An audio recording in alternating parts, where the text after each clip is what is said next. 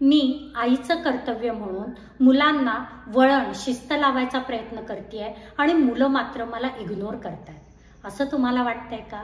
तर हा व्हिडिओ खास तुमच्यासाठी. मी तुमची NLP कोच योगिता गुळवणी.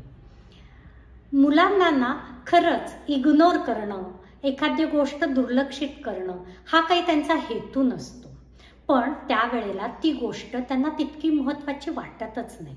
मग अशा वेळी आपण काय बरं करावं?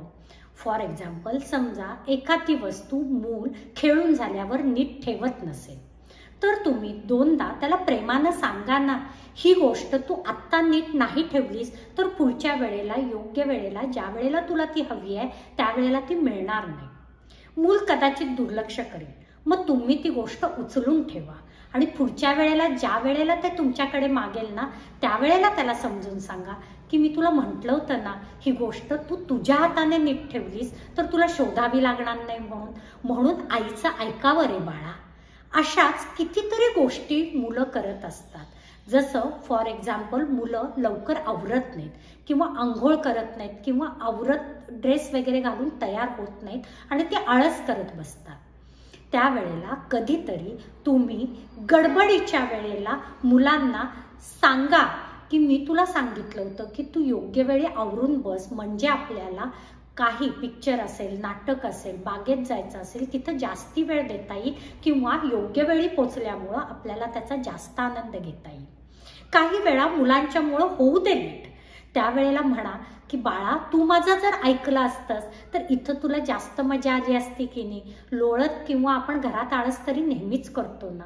अशा प्रसंगानं रूप जर तुम्ही मुलांना त्यावेळी गोष्टी समजावून सांगितल्यात ना, तर त्या नक्की त्यांच्या आतपर्यंत झिरपतील आणि मुलं त्याच्यावर नक्की कॉन्सन्ट्रेट पण करतील.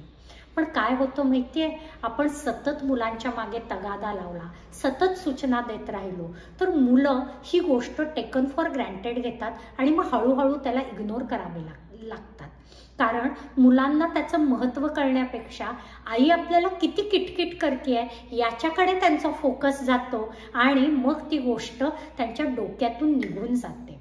म्हणजे कधी कधी ना, आपल्याला होणारं नुकसान हे आईच्या कटकटीपेक्षा त्यांना बरं वाटतं आणि मग त्याचा सिरियसनेस मुलांना कळत नाही.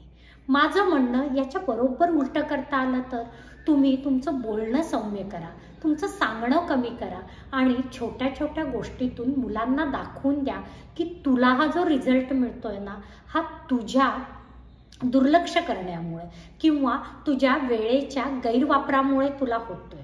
हे जर मुलांना सांगितलं तर मुलांना आपली चूक नक्की समजेल आणि तुमच्या चिडचिडीवर कॉन्सन्ट्रेट करण्यापेक्षा मुलं त्यांना जे करायचंय त्याच्यावर कॉन्सन्ट्रेट करतील. नमस्कार.